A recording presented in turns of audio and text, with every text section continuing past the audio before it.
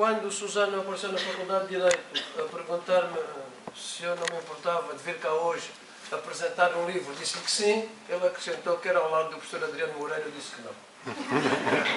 Explico. O professor Adriano Moreira é um orador temível e é um professor reconhecido. Agora estávamos a fazer as tordesilhas para ver quem falava primeiro e eu estava a rezar, agarrado aqui a um santinho que tenho, para não falar depois dele. Tenho uma prova da existência de Deus, fiquei antes dele. Sendo assim, e como me deram só 10 minutos, foi isso? 15? Então vou ter que inventar qualquer coisa. Como me deram só 15 minutos para falar do livro, eu atenho-me já ao livro, dizendo, no entanto, se me permitem, à Almedina, que não é o meu livro único. Publiquei um livro com o professor Martim de Albuquerque em coautoria na Almedina, mas depois, como diretor da faculdade, considero que não devo publicar em editoras que estão implicadas na vida institucional da escola. Faz parte de uma ética do exercício da função e é só por isso, Sra. Doutora, que eu não publico nas grandes editoras e publico nas editoras quase clandestinas. Agradecer à Cristina e ao Susano a coordenação do livro, ao qual já me referirei, e dizer ao Sr. Professor Adriano Moreira que sou seu eterno aluno, só não posso ser discípulo, porque não é discípulo quem quer, é quem pode, e eu sei que não posso. O livro, no título diz tudo. Eu peço desculpa aos autores de não referir em concreto nenhum texto que aqui esteja, porque qualquer discriminação de um texto que eu referisse de um autor seria bastante injusta. O livro vale por um todo, os artigos estão bastante harmonizados, isto é certamente obra dos coordenadores. Os autores são pessoas conhecidas nestas lides, alguns mais estreantes. Tive o cuidado de fazer o rastreio, porque agora uma coisa que demorava sempre uma semana demora uma consulta à internet. Eu não sou muito internético, sou até info-excluído, mas diria que os autores que eu tive a ocasião de procurar são pessoas reconhecidas no meio. Sendo assim, caros autores, parabéns pelos textos. Eu referir-me-ia ao título. Entre a África e a Europa. Tenho a impressão que este é um destino que está muitas vezes cruzado naquilo que é a cabo-verdianidade. Entre a África e a Europa. Não estou a ignorar os imigrantes cabo-verdianos no Novo Mundo. Toda a gente conhece certamente a morna Brasil, não é? Brasil, que não está sentindo sangue, que é uma morna que mostra que os cabo-verdianos têm um destino de sair do espaço arquipelágico para outros lugares, onde podem ganhar um sustento que merecem, mas o destino dos cabo-verdianos tem sido este: viver entre a Europa e a África. Como é que se constrói uma identidade, e nós temos bons autores, bons livros e agora bons textos, da identidade cabo-verdiana? Ora, a identidade tem sido uma marca bastante importante nos nacionalismos, mas também tem sido uma marca negativa naquilo que é o exacerbar do chauvinismo. Cabo Verde não tem possibilidade nenhuma que a sua identidade um dia produza um chauvinismo. A abertura dos cabo-verdianos ao mundo não é apenas consequência das ilhas, não é apenas consequência da necessidade de sair, porque nem sempre, sobretudo durante o período colonial, Cabo Verde pôde dar o digno sustento a todos os seus filhos, mas é certamente possível encontrar nos cabo-verdianos a marca da alteridade. Não há cabo-verdiano que não goste de dar um bom abraço. Eu, aliás, sei disso porque, como uso óculos de ver ao perto aqui, sempre que encontro um cabo-verdiano fico sem uma haste, salve seja.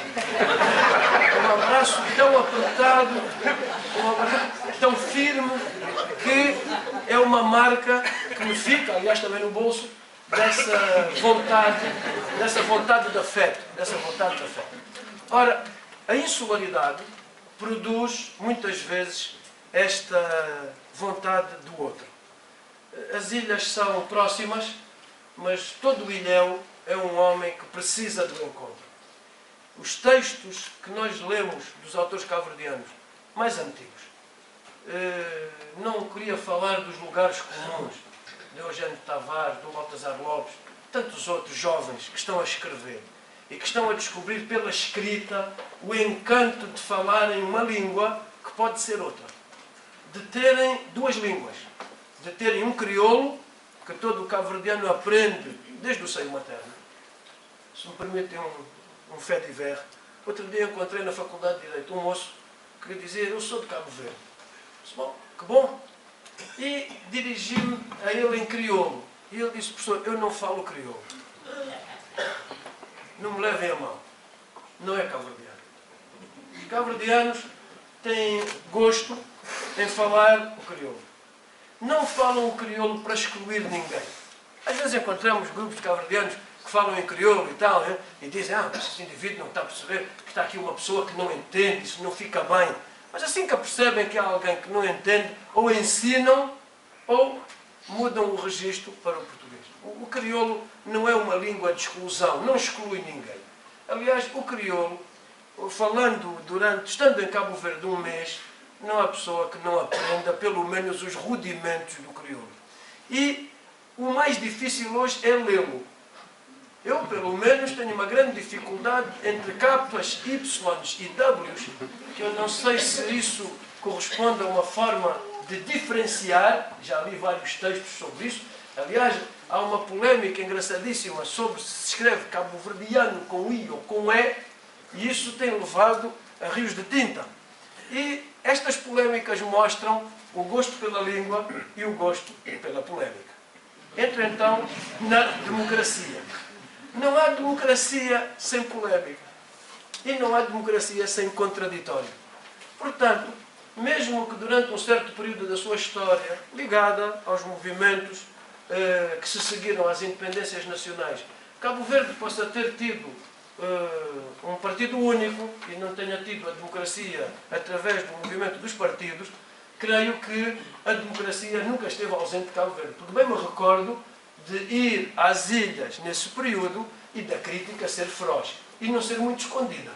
Lembro-me sempre que nos cafés havia sempre alguém que dava umas ferroadas fortes no governo. Eu dou-vos um exemplo. Houve uma altura, na altura ainda do Partido Único, que o presidente da Câmara do Mindelo resolveu fazer uma passadeira no fim daquela avenida que vem ter à Praça Nova. Fez uma passadeira de peões. E eu ouvi esta história contada a um amigo e eu acredito que seja verdade. Uma velhinha, minha bleca, vinha a passar e começou a atravessar lentamente a passadeira. Um carro do chefe da repartição dos Correios, que eu não digo ainda porque está vivo, ele tirava o carro da garagem para não gastar gasolina, empurrava o carro com o pé, abria a porta e então chegava à repartição dos Correios no fim da rua sem gastar gasolina.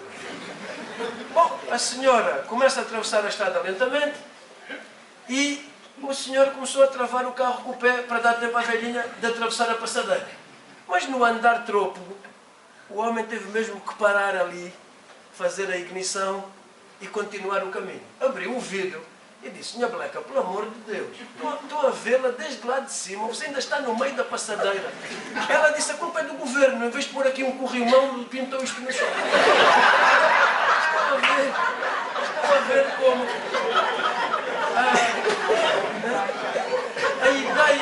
a ideia de haver uma democracia passa muitas vezes pela falta de impedimento da crítica. A crítica, a vontade de fazer o contrário, a vontade de dizer diferente, é da natureza do cabo-verdiano. O cabo-verdiano, quando alguém diz é assim, ele diz: mas porquê que não é assado então? Porquê que não vamos fazer isto de outra maneira? Eu creio que os nossos coordenadores do livro, quando pegaram na ideia de democracia, e há aqui alguns textos que narram a historicidade, a factualidade, a luta pela independência. Aliás, queria dizer-vos que tenho um imenso orgulho que o Presidente da República de Cabo Verde hoje seja um ex-docente da Faculdade de Direito, um ex-aluno, que aqueles que iniciaram os movimentos de libertação tenham estudado na Faculdade de Direito. Vou dizer Zé Araújo, mas podia dizer muitos outros. Gostava de vos falar do Carlos Veiga, também começou o movimento para a democracia. Hoje o Carlos Fonseca. chama zona, não sei. O Carlos Fonseca, que é o presidente de Cabo Verde. Portanto, a Faculdade de Direito tem um orgulho imenso de inscrever na galeria dos políticos cabo-verdianos o seu nome e o seu ensino. Já passou? Quanto à nação? A nação é o tema do professor Adriano Moreira. Não consigo estar agora a dissertar muito sobre isso. Creio que já passou o tempo em que se dizia que não há nações em África. Há certamente, pelo menos numa certa concepção da ideia de nação, nações em África, e certamente que a nação crioula cabo-verdiana é muito anterior ao Estado. Cabo Verde tem uma nação anterior ao Estado. Muito cedo, os cabo-verdianos se identificam, seja qual for a sua ilha, com Cabo Verde. Ou na América, em Portugal, qualquer lugar do mundo. Uma pessoa ouve uma música, antigamente era Mornas e Coladeiros, agora já sofre de vez em quando no Funaná, etc. A música cabo-verdiana é um marco essencial da identidade. E, portanto, quando se ouve uma morna, uma coladeira ou até um funaná, vai depender do sítio onde estamos e também da disposição, sabemos que estamos entre cabo-verdianos. Está ali, aliás, uma ilustre embaixadora da música cabo-verdiana, com a devida velha. Quanto ao fim daquilo que quero dizer, em Cabo Verde, o ensino tem sido uma métrica da identidade. Não há desenvolvimento sem educação. Como dizia o pedagogo brasileiro, sem educação é cara, experimenta a ignorância. E Cabo Verde sempre apostou imenso os seus recursos no ensino. É através do ensino. De um ensino que, ao contrário do que muitos pensam, não deve ser só ciência, não deve ser só tecnologia, porque temos tido a prova de que um ensino que só se funda em ciência, investigação científica, tecnologias, cria riqueza, mas não sabe distribuir. Nós temos que ter humanidades, temos que ter cultura e temos que ter cursos de direito que ensinem justiça. Cabo Verde é, pelo menos desde a sua independência, uma casa de justiça. Muito obrigado.